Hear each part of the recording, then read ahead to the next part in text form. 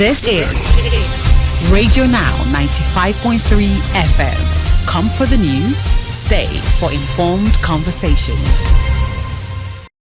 You're welcome back to your Beyond the News station, Radio Now 95.3 FM, Lagos. We start our conversations this morning speaking about the separatist agitator Simon Ekpa, who has been sentenced to 6 years in a Finnish prison for terrorism offences. Mr. Ekpa has been actively calling for a Biafran state since 2012 and voicing his support for attacks in the southeast.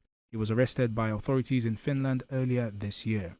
Joining the conversation is Bonaventure Mella. Mr. Mella is a political commentator. Good morning, Mr. Mella. Thank you for joining us on the conversation. Thank you. You're welcome. Right, sir. So to get, what are your reactions, first of all, to the conclusion of Mr. Ekpa's case in Finland? Everywhere meaning Nigerian, everywhere meaning citizen of Nigeria, especially from the southeast, is excited and happy over the development. So I'm a Nigerian, a patriotic Nigerian, and I'm from southeast. I am excited and I welcome the development. Could you share with us why you are excited? Thank you. Mr. Mella? Yes, I'm here. Yes. All right, so carry on, please. Well, the past 3-4 years now, there have been a lot of mayhem in the southeast. A lot of people have been killed by the so-called unknown gunmen. Before then, the southeast was relatively peaceful. Even while terrorism and other violent crimes were raging in some other parts of the country, the southeast was relatively calm.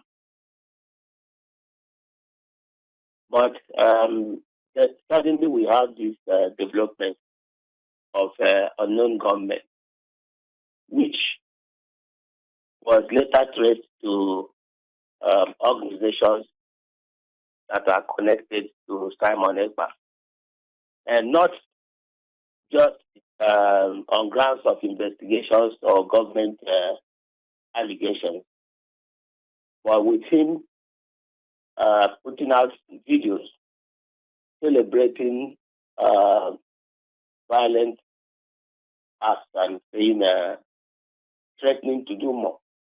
So if such a person is put in prison, that is a welcome development. So, Mr. Mella, with this particular conclusion of Mr. Ekpa's trial, we are still looking to get the conclusion of Mr. Nnamdi Kanu, who is the leader of the proscribed group IPOB. What do you think this means for that particular case? Do you think we'll see a conclusion under, I guess, a much quicker timeline? Nnamdi Kanu is not in the same category of activism with Simon Ekpa. Nnamdi Kanu founded IPOB. IPOB is or was meant to be a civil disobedience organization, which is accepted all over the world. People can disobey constituted authorities if they disobey them within the ambit of the law. Yes, within the ambit of the law, through marches and demonstrations that are non-violent. That was what we thought IPOB was supposed to be. And the body language and of Nnamdi Kanu, comply with this. So, but Simon Ekpa came with, I think we know that he founded the Biafran Liberation Army. His intention from beginning was violence. And the Biafran Liberation Army was a violent organization, but he tactically tried to fuse into IPOB. And then there is a department in IPOB that is called Directorate of State Security. just like you have in Nigeria Department of State Security. There is a directorate which was supposed to ordinarily be an intelligential organ of the organization, intelligence organ of the organization, So, but Simon Ekpa tried, from what information available, he tried to hijack that department to be the leader, but he couldn't. So now formed the Biafra Liberation Army and fomenting trouble in the southeast. His followers are said to be the ones killing people in the name of unknown government. And you hear him threatening fire and brimstone. He has been very deceptive, unlike Nnamdi Kanu. He has always made pronouncements, giving promises of Biafra coming. He has made such promises and fixed it for over 3-4 times, and those things doesn't come. So it was a fraudulent group. And if his conviction will help to accelerate Nnamdi Kanu's freedom, because one of the problems Nnamdi Kanu has been having, or those who are pushing for Nnamdi Kanu's release, one of the greatest problems they have been having is violence, killing of people.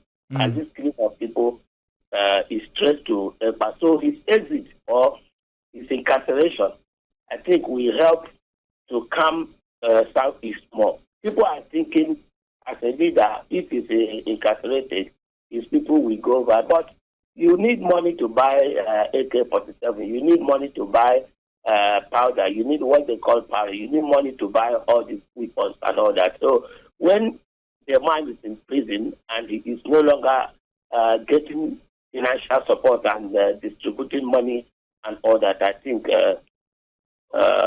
Mr. Mella, just on the strength of what you've said, would you say that there has been improved security conditions in the southeast since Simon Ekpa was first arrested? He was first arrested in November of last year. So between then and now, it's been about 9 months or so? Yes, it's been obvious. I'm from Imo State, particularly, and we know the kind of. You see, the funny aspect of all this is this.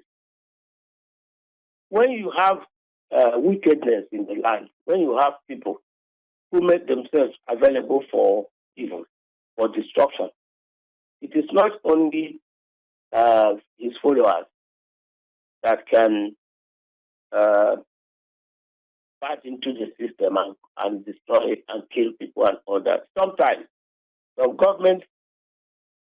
state governments and others have been accused of even using people, boys from those organizations when they want, especially the elections and all that.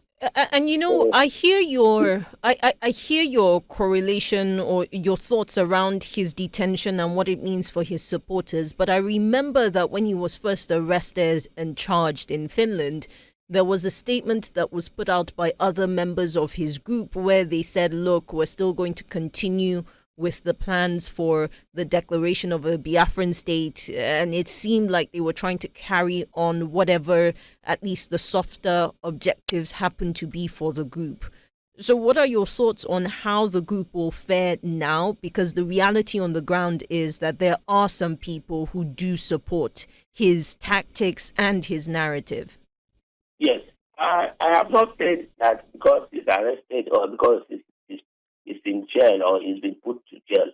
I have not said it will end the agitation or the violence in the southeast. Or what I said is that it will minimize it. It will reduce it extremely because, like you said, it's right. There are command structure in organizations and even violent organizations, terrorist organizations. There are command structures used when the leader is taken out. Sometimes the next person may be worse. I agree. Sometimes the next person may be worse and all that.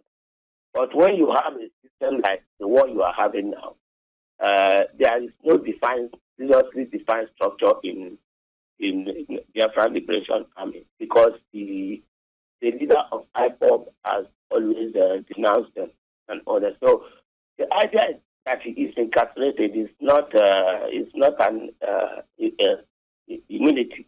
It doesn't mean it's not cast in iron that the violence will stop. No, we still have people who are out there who believe in him, who may still want to carry out or even unleash more mayhem in anger or in reaction and all that. But the truth is that cutting off the man and putting him somewhere will definitely affect the finances, how they get money, because somebody needs to be at the top of all the negotiations and accounts that they use. And I think the government, especially the office of the NSA, they are on top of this. They have been working with Interpol and other organizations to be able to reduce financial flow to this organization. So if you restrict the leader, Simon Ekpa, I think it will affect mostly the access to funds. Well, as the access to funds is diminished, their powers will go down because you need, like I said, you need money to buy arms, you need money to buy ammunition and all that, and then to pay your boys because they are paid. Those boys receive money. You cannot be killing people without gratification. So cutting off, restricting the man in form of prison, and I know Nigerian government. If I know Nigerian government well, the next move, they may ask for his repatriation so that you can come and serve in Nigeria. And if that happens, that means he is going to find it tough because if you are convicted and you have killed a lot of people and you are serving in prison in Nigeria, it's going to be a big one for you. Mr. Mela, thank you very much for your time on this conversation. Bonaventure Mela is a political commentator who joined us on Now Breakfast to speak on the sentencing of Simon Ekpa, who has been since 2012 agitating violently for a Biafran state. You're still listening to Radio Now 95.3 FM Lagos. You're beyond the news station. We urge you to stay tuned here on Now Breakfast. Our conversations turn to the economy in just a moment. Do stay with us. This is Radio Now 95.3 FM. Come for the news, stay for informed conversations.